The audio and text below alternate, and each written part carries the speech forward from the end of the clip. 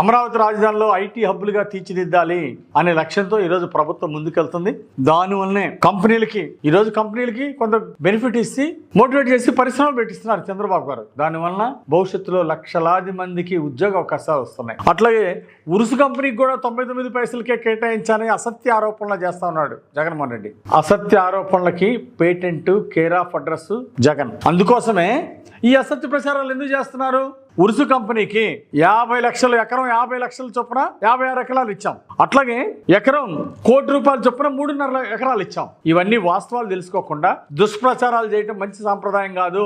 ఈ దుస్సాంప్రదాయాన్ని అసత్య ప్రచారాలని మానుకోకపోతే మరొకసారి బుద్ధి చెప్తారు ప్రజలు. ఇప్పుడు ఎందుకు బుద్ధి చెప్పారు? మీ అసత్య ప్రచారాలు నమ్మారా ప్రజలు?